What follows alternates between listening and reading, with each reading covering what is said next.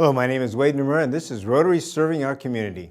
One of the opportunities I've had as a past governor is to take a look and actually work with a lot of the leadership that Rotary International has itself.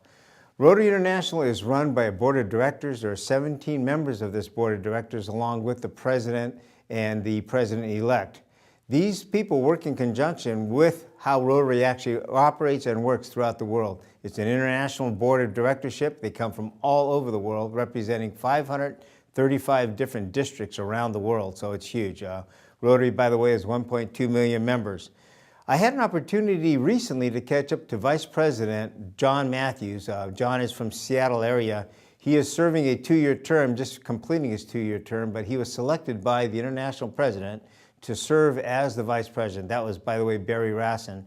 I wanted to also point out the tie. One of the interesting things, each year, Rotary International president puts out a theme, a name along with, or a slogan, along with the logo, and part of the slogan or logo comes with a tie. So each year, the international president selects out a tie that comes out and is used throughout the year. So if you see this tie more often than not in some of the shows that I do, and also on the footage that we have in the video, that's the reason why. This is the international theme tie. Proceeds from these tie sales actually goes to the Rotary Foundation. The area that I actually caught up to Vice President John at was in San Diego. San Diego each year in January, third week of January, the governors from throughout the world, international incoming governors for the following year, actually come in and have to be trained for 1 full week in San Diego. This is called the International Assembly. I plan to have a show on this shortly. But at that area, they have the governor-elects actually go through pretty extensive training. They're there literally for the entire duration. They are actually logged, checked in for each of the sessions, including the general sessions where they sit, and there's thousands of people sitting in this auditorium. They have assigned seats. And the reason that they have these assigned seats is that the Sergeant of Arms literally goes through and marks off and takes attendance for them for each and every session that they do. The breakout sessions, exactly the same. When they walk in the door for that 1.5 hour session, they are checked off at the door, checked in, and they are checked out as they leave. And the reason for this is because of the cost. International Assembly itself is probably one of the largest expense items in the budget that Rotary has. I believe and I anticipate or estimate the amount to be close to $10 million for them to bring all of these governors in, to house them, fly them in, house them, send them back, feed them, and train them that entire time.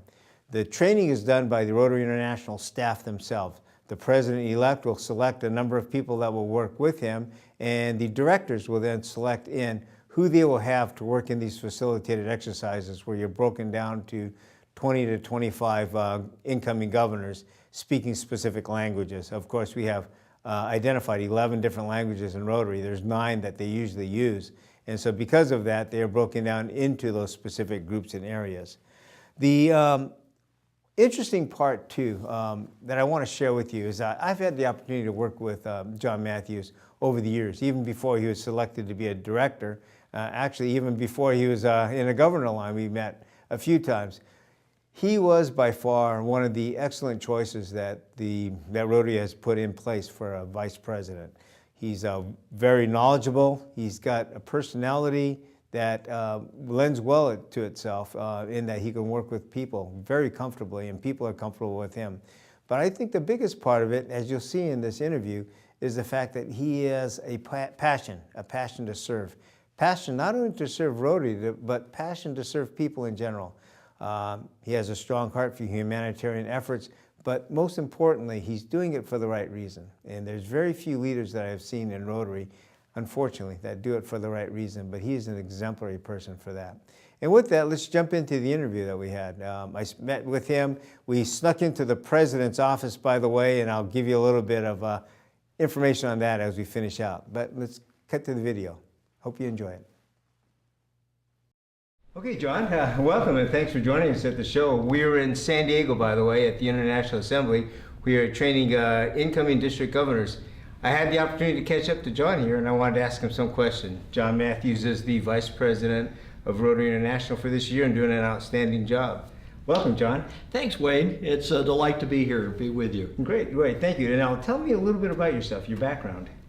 Well, I grew up in Rochester, New York, on a farm, and went to school back east at Penn State. And when I got out of school, I joined the Navy. And I had no intention of staying in. I was going to do my commitment and then move on to other things. But I loved what I was doing, and I loved the people that I was working with. So I ended up staying 20 years. And we got out of the service because I was moving so many times. Okay. And so I retired, actually it was here in San Diego, and went to work for the Price Company, and thinking all my moves were over. 3 years later, we merged with Costco, and we moved once more. On the day we had the curtains installed in our living room, we got the news that we were moving to Seattle. Wow. And so, but it's been a fun ride. Sounds good. And then the move to Seattle puts you in Costco. What are you doing there then, or what were you doing at that time?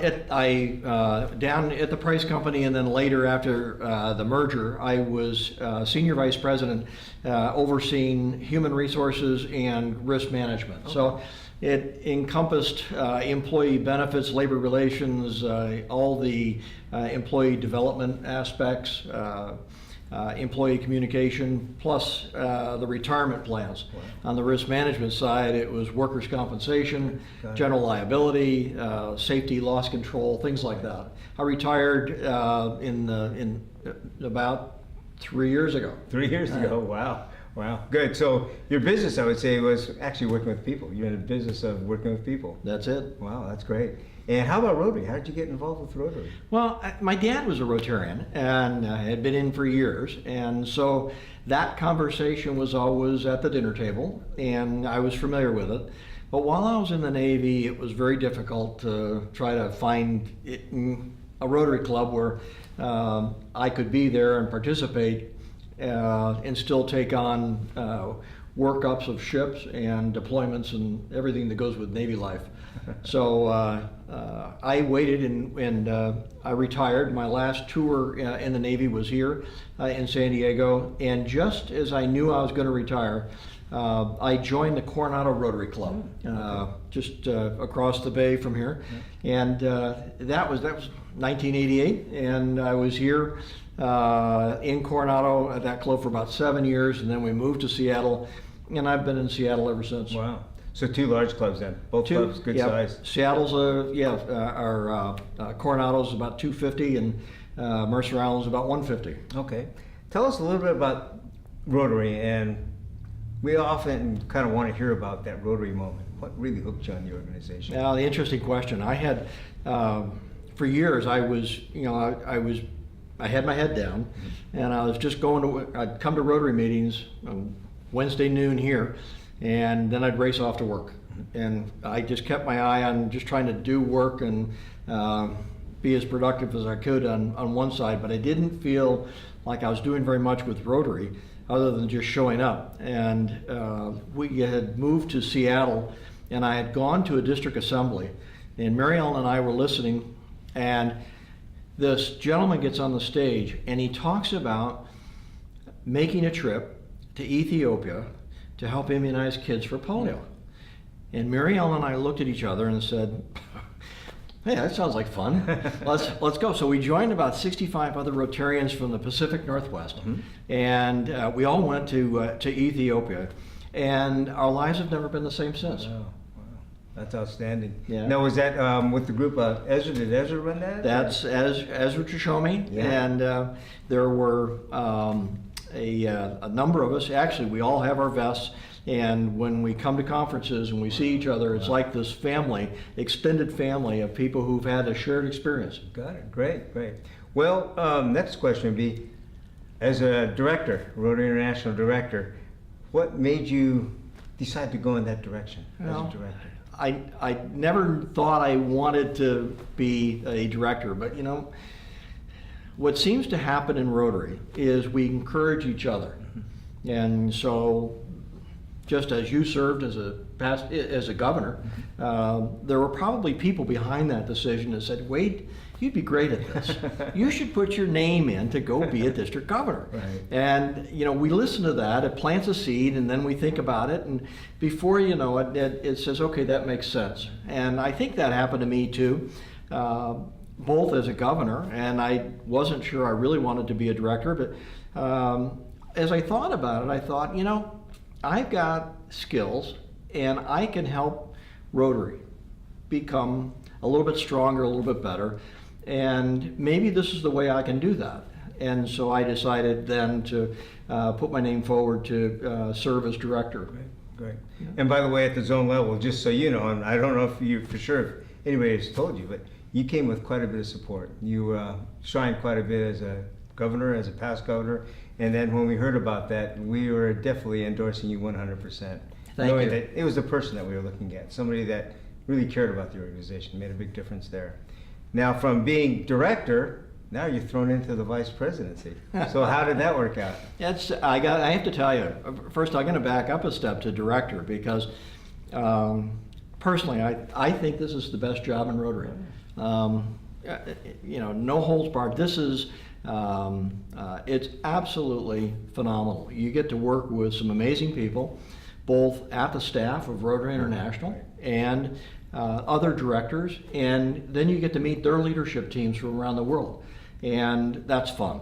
And so I've enjoyed that. It's clearly it's an honor and a privilege to have this position, but it has also been a treat to do it. It's very special. The vice president job is icing on the cake. And perhaps many people don't understand this, but what happens is, as a director, you have a 2-year commitment. And in the second year, the president-elect selects different people to do different jobs. And Barry asked me to be his vice president. And quite honestly, I was prepared to say I'd be honored at whatever job he asked me to do. This just turned out to work out nicely. But as a vice president in Rotary, you're really plan B. If anything happens to the president, and we're praying that for his good health all the time. Right. But if heaven forbid anything should happen to a sitting president, then the vice president would step forward for that to fill in. On a day-to-day basis, he and I work together to try and plan and organize board meetings and the topics and the discussions and where we want the discussion to go with the board. And there are assignments that I pick up. Like just this morning, I was working one collateral duty, which was to help on the orientation of Rotary International Directors-elect. So these are people that are stepping in to the job, and so I get to lead the orientation with that, and that's a fun job too. That would be a good one. And by the way, having Barry as your president, that's another icing on the cake there. Great man. That has been a joy. Yeah, he's a very good man to work with. So tell me a little bit about, for the audience, a lot of them wonder, like, what is your idea of the organization? And when I say that, oftentimes people see the president as being at the top, and from there they delegate down the responsibilities all the way to the club level, to the membership level. What's your take on that? Well, I think in a strong organization does it a little bit differently. Traditionally, if you looked at an organization chart of any company in our country, and I'm sure in a lot of countries around the world, you see this triangle with the president at the top, and then the vice presidents, and then the managers, and then down here the employees, and then out here is the customer base. Right. And when I look at Rotary, I see that customer base as on top. I see our Rotarians as being an extraordinary group of people who are trying to do good in the world, and the people supporting them are the leaders within the club, the committee chairs, and the organization that will give them the tools that they need to be successful day to day. And then supporting them would be the board of directors within the club, and supporting that at the bottom is the club president. And in fact, you've got an inverted triangle there with the president and the leadership team doing everything they possibly can to give the tools and energy and encouragement to the team in that club. And the benefits of that new organization, the way it should be. What do you say on that one? Well, I think once you've, it changes the role of the president completely, because instead of feeling like you're on top of the world and trying to provide direction to it, you're really putting your shoulder to the wheel and saying, what can I do to help you be successful? Right. And the subtle difference in that is in the traditional triangle, it's all about the CEO. And in the inverted triangle, it's not about the club president at all. It's all about the customer. Mm-hmm. And if we can keep our focus back up on the customer, we'll have our eyes set on the right goal. Good. Yeah, very good and very true. How do you see, say at the club level, how that could be achieved? How do we change some of these clubs to where it is the reverse triangle? Well, it starts with the leadership, and they have to accept the idea that this whole job and the privilege of serving as club president is not about them. Mm-hmm. And it may be an overused phrase, but to find out that you're in the middle of working on a project with someone, and you want to have them do it with the right spirit. Mm-hmm. So one of the things we've been doing in governor training for governor's nominee and governor's elect is probably 10 years ago, we started changing the conversation so that they began to understand that as Rotary leaders, it wasn't really about them. Mm-hmm. It was about what they could do for their team and how they could support their team more effectively. So I think starting with that attitude and understanding that it's really not about you. Right. And then how about from the training, I guess, from the presidents comes the governor line, and then from the governor line comes the directors or the president itself. Mm-hmm. So then that also has to be a carry down system. It sure does. Yeah, we've got to have not only continuity from one year to the next, but we've got to have a consistent message all the way through the organization. And that's why it's fun working with Barry this year, because that message, on through the board, on through the various coordinators around the world, and on out to the clubs has been a very consistent message of support. Good, very good. And the staff, when I say staff, Rotary International staff, they would then endorse this model and see that as the way it should be in the future, or the way it should be. I think most people that actually stop for a moment and think about it recognize the value in that type of a structure. Yeah. Well, you coming from the people business, probably have the most to say about that because of the fact you understand it, have the most experience in that area too. Well, it's that's one of the fun things about being able to take some corporate experience like Costco and bring that into an organization like Rotary. We're both built exactly the same. The warehouses in Costco are relatively autonomous from the headquarters. Mm-hmm. And that's not a whole lot different than Rotary clubs that are very autonomous from the district structure. So we have a lot of parallels there, and so for me to be able to see that and draw on those parallels and perhaps take ideas from one organization over to the other, I think that's it's a fun thing to do. Yeah, very true, very true. Now tell us what your vision is of the organization as we go forward. What changes do you see that are going to be substantial or need to be made? Well, if it would be sad if we just kept doing business as usual for the next 100 years. We've got 114 years right now behind us, and we've done some things very, very well. But in those 114 years, we have added structure and process to the organization that now makes us sort of heavy. Mm-hmm. I think we need to look at that I think we need to tip that upside down again too. Let me give you an example. We've got within Rotary a thought process that if we're going to convey information, Barry tells the staff puts a message together, we put that out to the district governor shares with the coordinators and with their club presidents, and that message eventually filters down. And we're hoping that at some point that it'll get to the club president, and club president will in turn tell club members what that message was. That's a lot of middle people. A lot. And I was talking to a Rotarian from Africa a few months ago, and he was saying that between himself and the president, there were 14 layers. This is insane. I mean, I understand why from governmental reasons and just for policy, it's necessary to build in some layers, and I'm not saying that we need to strip everything out. In Costco, Jim Sinegal used to say that the best service was self-service. That is, if we can take an item and mark it right, price it right, package it right, position it right, that the member walks in and sees that item, they don't need anybody to help them understand that that's a good item to buy or not, Right.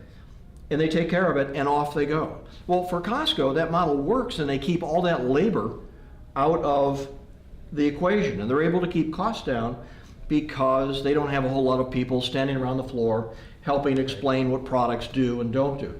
And so the discipline is that our buyers and our operators had to mark and position the right merchandise at the right place at the right time. Take that thought and put it into Rotary. If the best service is self-service, that means that you and I as Rotarians ought to be able to pick up the phone at any point in time, or Google, or email somebody at Evanston and get whatever answer we want. We don't need to have this come through all the layers, eventually show up at a Rotary meeting and have our president explain it to us. I ought to be able to reach right into the organization and get that answer when I want it. Yeah.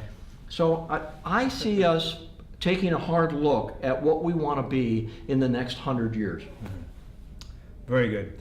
Now, how does that play into the foundation and what the foundation does as part of that model? The foundation, as you well know, is in many ways the lifeblood of what we do in Rotary. That's on the Rotary side, we have programs, and we have Rotarians tied into those programs.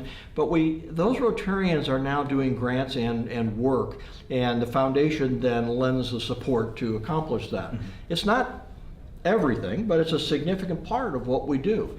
And we look at more as a partnership between the Rotary Foundation, and we try to operate that way with the Board of Trustees for the Rotary Foundation and the Board of Directors for Rotary International.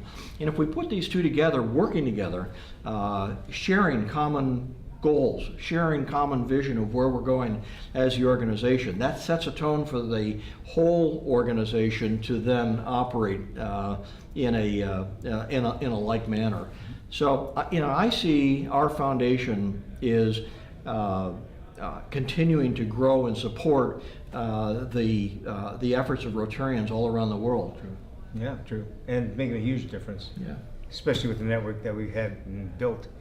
Now, the other question I would have, and this is a challenging question, membership. How do we address membership, in your opinion?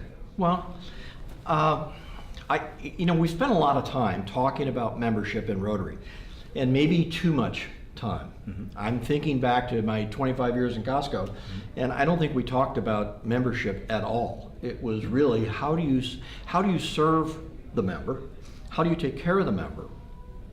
And if you do all those things that you need to do to support the member, the renewal happens automatically. In Rotary, we talk a lot about membership, and yet it hasn't helped us as much as we would have wanted. It's growing. Rotary is growing significantly in Asia and in other parts of the world, but in North America, not so much. And so we see a steady decline in membership. What these governors-elect are hearing this week is something that started at our last board meeting where the conversation shifted away from membership for the first time to a phrase called growing Rotary. And Mark is using that now with the governor's-elect, and it encapsulates so much more than just membership. Because growing Rotary could touch the foundation. Sure. It could touch giving. It can touch membership. It could touch the service projects that we do. Right. Every aspect of how do you grow Rotary and increase Rotary's influence in the communities in which we operate. So I see this changing the conversation. And I think once you take that pressure off, I've got to grow membership, and instead have governors and their teams work on how do I grow Rotary. That's a whole different answer. And it comes up to something that is, I think, will move in different directions. Your district may grow Rotary by taking on a different project. My district may grow Rotary by changing how we deliver brand in the Seattle area. So I think there's a lot of ways for people to participate in that thought process, and I see that as leading to better outcomes down the road. One of those outcomes being more and more people seeing Rotary and a brand that they want to be a part of. Got it. Well, very good. Well, that kind of concludes our time, by the way, John, so thank you. I appreciate very much the message you have. Well, you're very welcome. And I'm glad to be here. Again, thank you very much for all the hard work. Actually, there is one more thing. Your time commitment. How has that changed as far as what you envisioned the position would do versus now when you're actually serving in that role? I don't think too much about time commitment per se. I mean, I'm one of those people that I kind of work my phone the whole time, and if there's an email there, you get it.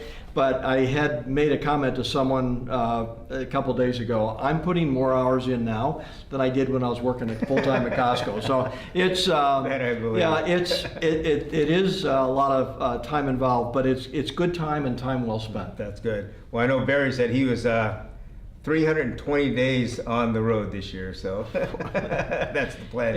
It's tough, yeah. My roses are feeling it. Well, again, thank you very much for your time on that one and your commitment to Rotary. Thanks, Wade. Yeah, thank you. Thanks for putting your time together. Well, I hope you enjoyed that. Again, like I said, and I think it was a good example that John Matthews truly is the Rotarian's Rotarian. I wanted to share one quick story with you, and that was the closeout part. During the shot, we had a little bit of disruption at that in the meeting area. What we used was the president's office, the International President's office that was located on the 3rd floor in San Diego, a temporary one. And we had somebody walk in, tried to get in there. It was the aide to the president that was trying to get through. Person that I had working the door actually stopped them, had them turn around and go out. Well, what we found out later on is that it was a fairly important meeting, but because of the fact that John Matthews was the vice president, we were able to keep that room. So I did want to share that with you. There is a little bit of hierarchy in Rotary. And with that, I hope you enjoyed that, and we will talk to you next time. So with that, thank you very much for joining us.